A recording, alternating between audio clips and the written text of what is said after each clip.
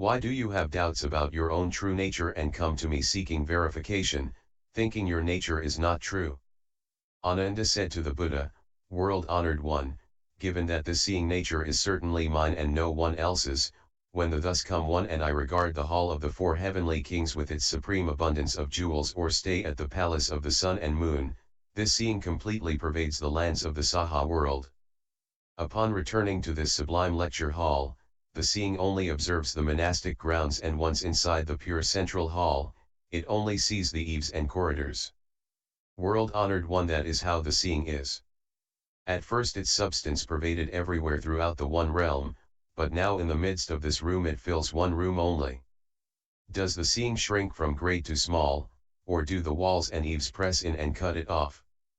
Now I do not know where the meaning of this lies, and hope the Buddha will extend his vast compassion and proclaim it for me thoroughly. The Buddha told Ananda, all the aspects of everything in the world, such as big and small, inside and outside, amount to the dust before you. Do not say the seeing stretches and shrinks. Consider the example of a square container in which a square of emptiness is seen. I ask you further, is the square emptiness that is seen in the square container a fixed square shape, or is it not fixed as a square shape? If it is a fixed square shape, when it is switched to a round container the emptiness would not be round. If it is not a fixed shape, then when it is in the square container it should not be a square-shaped emptiness. You say you do not know where the meaning lies. The nature of the meaning being thus, how can you speak of its location? Ananda, if you wished there to be neither squareness nor roundness, you would only need to remove the container. The essential emptiness has no shape, and so do not say that you would also have to remove the shape from the emptiness. If, as you suggest, your seeing shrinks and becomes small when you enter a room, then when you look up at the sun shouldn't your seeing be pulled out until it reaches the sun's surface? If walls and eaves can press in and cut off your seeing, then why, if you were to drill a small hole, wouldn't there be evidence of the seeing reconnecting? And so that idea is not feasible. From beginningless time until now, all beings have mistaken themselves for phenomena and, having lost sight of their original mind, are influenced by phenomena, and end up having the scope of their observations defined by boundaries large and small. If you can influence phenomena, then you are the same as the thus come one. With body and mind perfect and bright, you are your own unmoving way place. The tip of a single fine hair can completely contain the lands of the 10 directions. Ananda said to the Buddha, World-honored one, if this seeing essence is indeed my wonderful nature should now be right in front of me. The seeing being truly me, what, then, are my present body and mind? Yet it is my body and mind, which make distinctions, whereas the seeing does not make distinctions and does not discern my body. If it were really my mind which caused me to see now, then the seeing nature would actually be me, and my body would not be me. How would that differ from the question the thus come one asked about phenomena being able to see me? I only hope the Buddha will extend his great compassion and explain for those who have not yet awakened. The Buddha told Ananda, what you have just now said, that the seeing is in front of you, is actually not the case. If it were actually in front of you, it would be something you could actually see, and then the seeing essence would have a location. There would have to be some evidence of it. Now as you sit in the Jita Grove you look about everywhere at the grove, the pond, the halls, up at the sun and moon, and at the Ganges river before you. Now, before my lion's seat, point out these various appearances, what is dark is the groves, what is bright is the sun, what is obstructing is the walls, what is clear is emptiness, and so on, including even the grasses and trees, and the most minute objects. Their sizes vary, but since they all have appearances, all can be located. If you insist that your seeing is in front of you, then you should be able to point it out. What is the seeing? Ananda, if emptiness were the seeing, then since it had already become your seeing, what would have become of emptiness? If phenomena were the seeing, since they had already become the seeing, what would have become of phenomena? You should be able to cut through and peel away the myriad appearances to the finest degree and thereby distinguish and bring forth the essential brightness and pure wonder of the source of seeing, pointing it out and showing it to me from among all these things, so that it is perfectly clear beyond any doubt. Ananda said, from where I am now in this many-storied lecture hall, reaching to the distant Ganges river and the sun and moon overhead, all that I might raise my hand to point to, all that I indulge my eyes in seeing, all are phenomena, they are not the seeing. World-honored one, it is as the Buddha has said, not to mention someone like me, a hearer of the first stage, who still has outflows, even bodhisattvas cannot break open and reveal, among the myriad appearances which are before them, an essence of seeing which has a special nature of its own apart from all phenomena. The Buddha said, so it is, so it is. The Buddha further said to Ananda, it is as you have said. No seeing essence that would have a nature of its own apart from all phenomena can be found.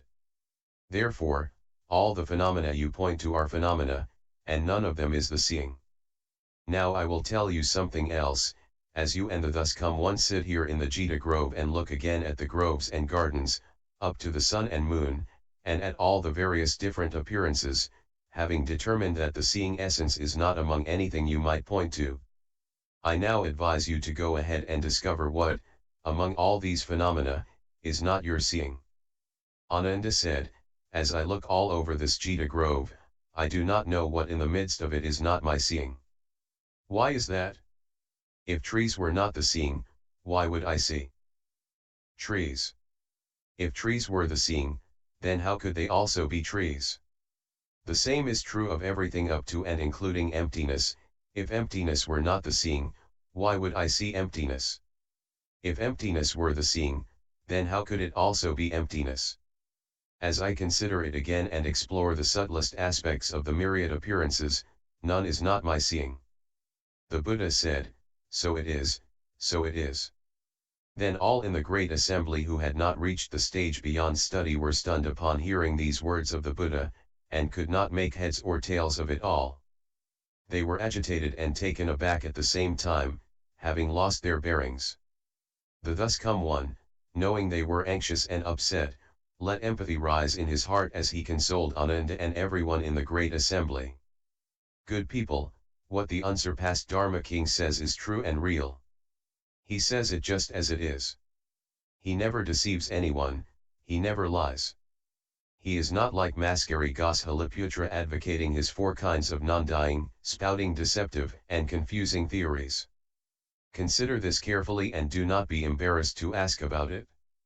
Then Dharma Prince Manjushri, feeling sorry for the fourfold assembly, rose from his seat in the midst of the great assembly, bowed at the Buddha's feet, placed his palms together respectfully, and said to the Buddha, World-honored one, the great assembly has not awakened to the principle of the thus come one's twofold disclosure of the essence of seeing as being both form and emptiness and as being neither of them.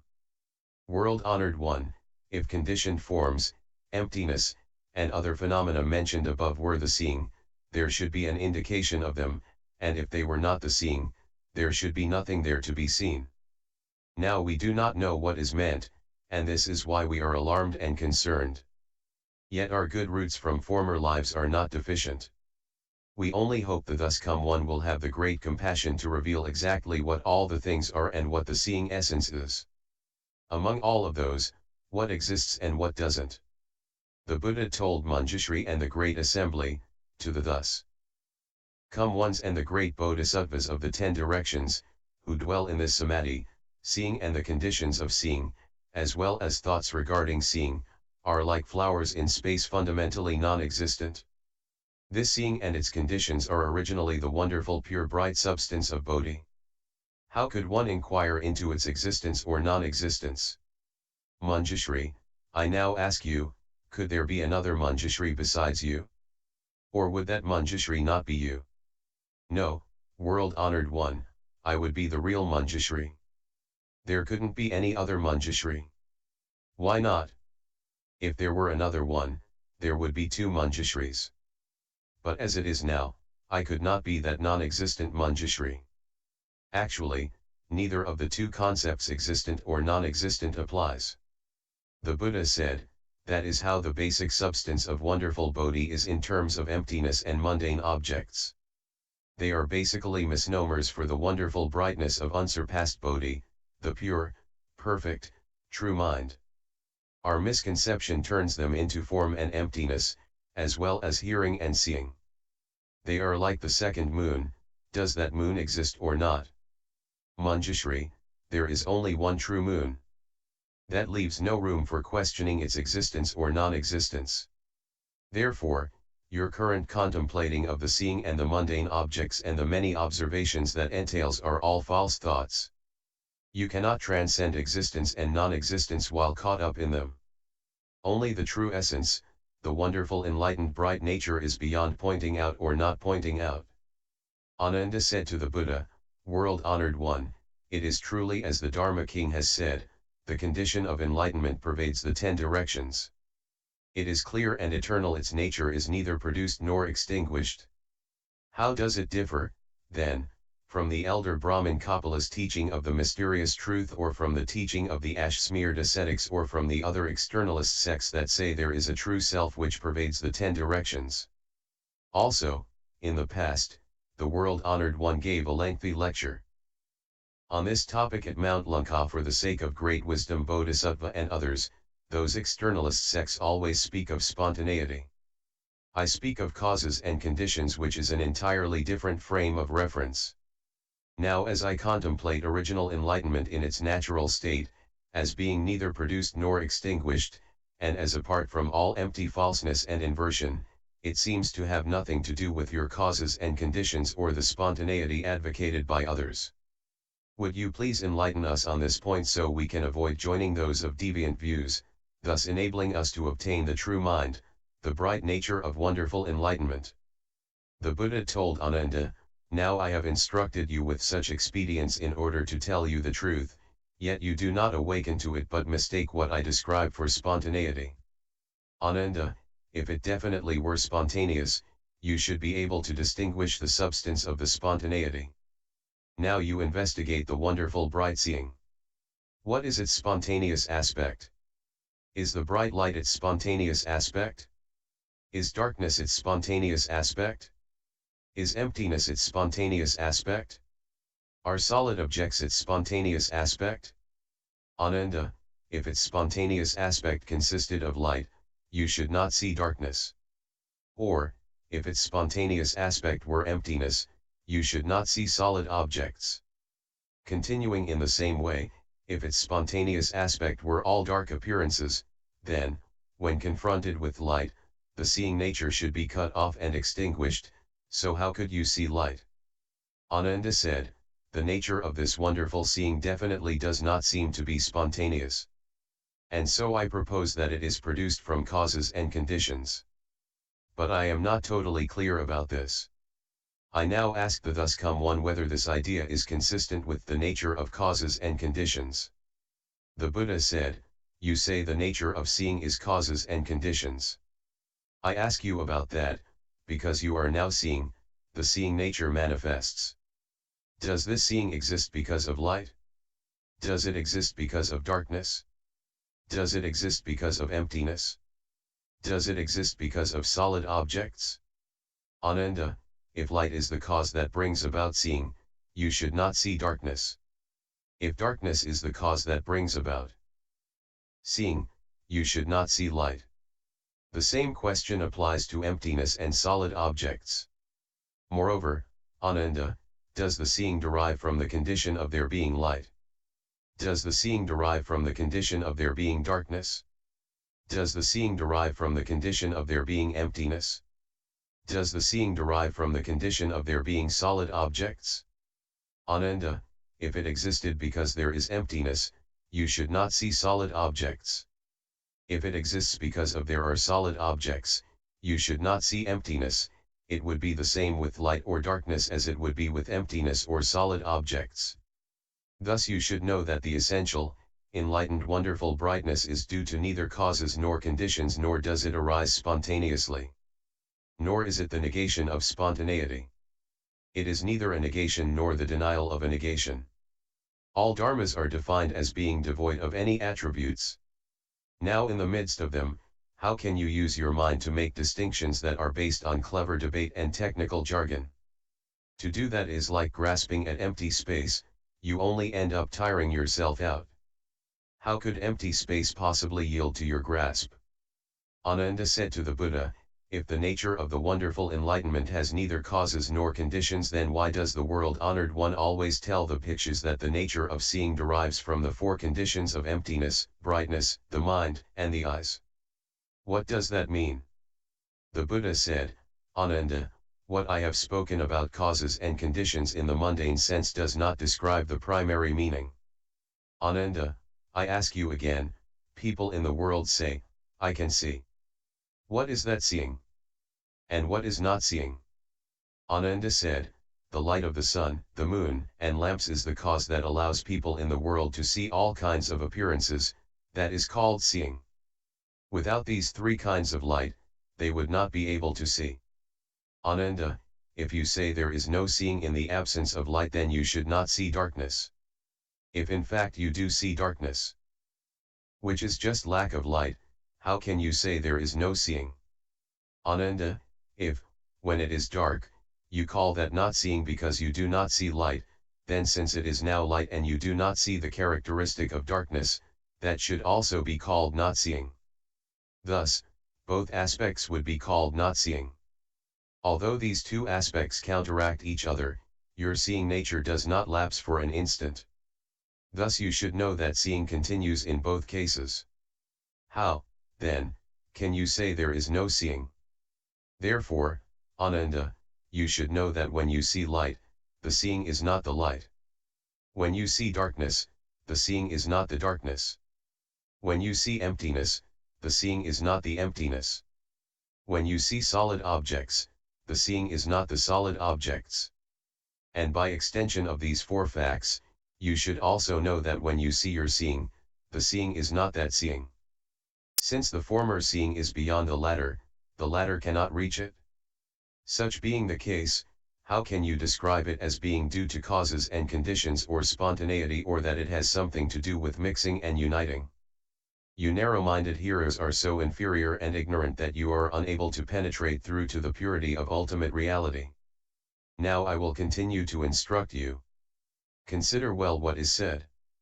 Do not become weary or negligent on the wonderful road to Bodhi. Ananda said to the Buddha, World-honored one, we have still not understood what the Buddha, the world-honored one, has explained for me and for others like me about causes and conditions, spontaneity, the attributes of mixing and uniting, and the absence of mixing and uniting.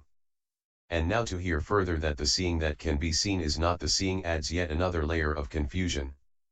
Humbly, I hope that with your vast compassion you will bestow upon us the great wisdom so as to show us the bright pure enlightened mind. After saying this he wept, made obeisance, and waited to receive the sacred instruction. Then the world-honored one, out of pity for Ananda and the great assembly, began to explain extensively the wonderful path of cultivation for all samadhis of the great Dharani. And said to Ananda, although you have a keen memory, it only benefits your extensive learning. But your mind has not yet understood the subtle secret contemplation and illumination of shamatha. Listen attentively now as I explain it for you in detail and cause all those of the future who have outflows to obtain the fruition of Bodhi. Ananda, all living beings turn in the cycle of rebirth in this world because of two upside-down discriminating false views. Wherever these views arise, they cause one to revolve through the cycle in accord with their corresponding karma. What are the two views? The first consists of the false view based on living beings' individual karma. The second consists of the false view based on living beings' collective karma. What is meant by false views based on individual karma? Ananda, take for example someone who has cataracts on his eyes so that at night he alone sees around the lamp a circular reflection composed of layers of 5 colors. What do you think? Are the colors that compose the circle of light that appears around the lamp at night created by the lamp, or are they created by the seeing? Ananda, if the colors were created by the lamp, why is it that someone without the disease does not see the same thing, and only the one who is diseased sees the circular reflection? If the colors were created by the seeing, then the seeing would have already become colored. What, then, should the circular reflection that the diseased person sees to be called?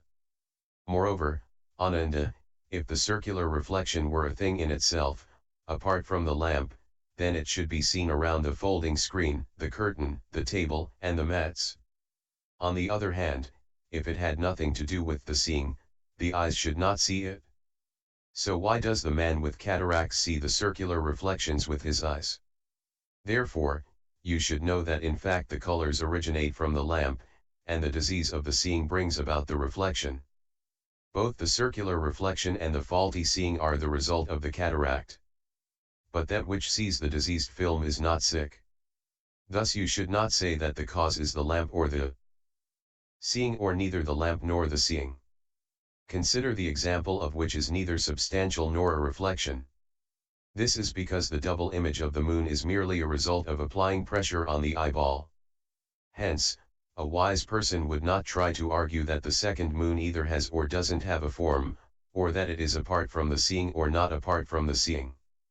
The same is true in this case, the illusion is created by the diseased eyes. You cannot say it originates from the lamp or from the seeing, even less can it be said not to originate from the lamp or the seeing. What is meant by the false view of the collective karma? Ananda, in Jambudvipa, besides the waters of the great seas, there is level land that forms some 3,000 continents. East and west, throughout the entire expanse of the great continent, there are 2,300 large countries.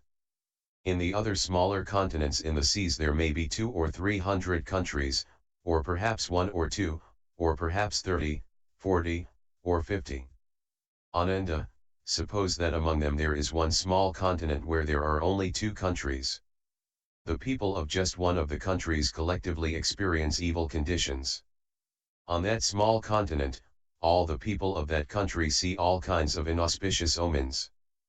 Perhaps they see 2 suns, perhaps they see 2 moons, perhaps they see the moon with circles of, or a dark haze, or girdle ornaments around them, white vapor around it, or half around it, or comets with long rays, or comets with short rays, moving, or flying, stars, shooting stars, airs on the sun or moon, evil haze above the sun, or evil haze besides the sun, morning, rainbows, secondary, evening, rainbows, and various other evil signs. Only the people in that country see them. The beings in the other country never do see or hear anything unusual. Ananda, I will now summarize and compare these 2 cases for you, to make both of them clear. Ananda, let us examine the case of the being's false view involving individual karma. He saw the appearance of a circular reflection around a lamp. Although this appearance seemed to be real, in the end, what was seen came about because of the cataracts on his eyes. The cataracts are the result of the weariness of the seeing rather than the products of form. However, what perceives the cataracts is free from all defects. By the same token, you now use your eyes to look at the mountains, the rivers, the countries, and all the living beings, and they are all brought about by the disease of your seeing contracted since time without beginning. Seeing and the conditions of seeing seem to reveal what is before you. Originally our enlightenment is bright. The cataracts influence the seeing and its conditions, so that what is perceived by the seeing is affected by the cataracts. But no cataract affects the perception and the conditions of our fundamentally enlightened bright mind. The perception that perceives the cataracts is a perception not affected by the cataracts. That is the true perception of seeing. Why name it other things like awareness, hearing, knowing, and seeing? Therefore, you now see me and yourself and the world and all the 10 kinds of living beings because of a disease in the seeing. What perceives the disease is not diseased. The nature of true essential seeing has no disease. Therefore it is not called seeing. Ananda, let us compare the false views of those living beings' collective karma with the false views of the individual karma of one person. The individual person with the diseased eyes can be likened to the people of that one country. He sees circular reflections, erroneously brought about by a disease of the seeing. The beings with the collective share see inauspicious things. In the midst of their karma of identical views arise pestilence and evils. Both are produced from a beginningless falsity of seeing. It is the same in the 3,000 continents of Jambudvipa, throughout the 4 great seas in the Saha world and on through the 10 directions. All countries that have outflows and all living beings are the enlightened bright wonderful mind without outflows. Seeing, hearing, awareness, and knowing are an illusory falseness brought about by the disease and its conditions. Mixing and uniting with that brings about a false birth, mixing and uniting with that creates a false death. If you can leave far behind all conditions which mix and unite as well as those which do not mix and unite, then you can also extinguish and cast out the causes of birth and death, and obtain perfect bodhi, the nature of which is neither produced nor extinguished. That is the pure clear basic mind, the eternal fundamental enlightenment. Ananda, although you have already realized that the wonderful bright fundamental enlightenment is not originated by conditions nor is it originated by spontaneity, you have not yet understood that the source of enlightenment does not originate from mixing and uniting or from a lack of mixing and uniting. Ananda, now I will once again make use of the mundane objects before you to question you. You now hold that false thoughts mix and unite with the causes and conditions of everything in the world, and you wonder if the Bodhi mind one realizes might arise from mixing and uniting. To follow that line of thinking, right now, does the wonderful pure seeing essence mix with light, does it mix with darkness, does it mix with penetration or does it mix with obstructions? If it mixed with light, then when you looked at light, when light appeared before you, at what point would it mix with your seeing? Given that seeing has certain attributes, what would the altered shape of such a mixture be? If that mixture were not the seeing, how could you see the light? If it were the seeing, how could the seeing see itself? If you insist that seeing is complete, what room would there be for it to mix with the light? And if light were complete in itself, it could not unite and mix with the seeing. If seeing were different from light, then, when mixed together, both its quality and the light would lose their identity. Since the mixture would result in the loss of the light and the quality of seeing, the proposal that the seeing essence mixes with light doesn't hold. The same principle applies to its mixing with darkness, with penetration, or with all kinds of solid objects.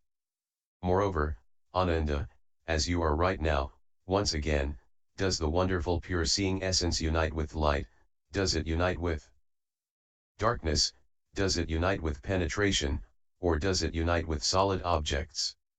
If it united with light, then when darkness came and the attributes of light ceased to be, how could you see darkness since the seeing would not be united with darkness?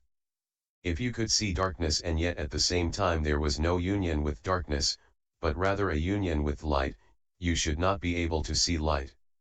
Since you could not be seeing light, then why is it that when your seeing comes in contact with light, it recognizes light, not darkness? The same would be true of its union with darkness, with penetration, or with any kind of solid object. Ananda said to the Buddha, "World-honored one, as I consider it, the source of this wonderful enlightenment does not mix or unite with any conditioned mundane objects or with mental speculation.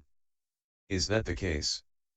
The Buddha said, "Now you want to say that the enlightened nature neither mixes nor unites. So now I ask you further, as to this wonderful seeing essence neither mixing nor uniting, does it not mix with light? Does it not mix with darkness? Does it not mix with penetration? Does it not mix with solid objects? If it does not mix with light, then there should be a boundary between seeing and light. Examine it closely, at what point is there light? At what point is there seeing? Where are the boundaries of the seeing and the light?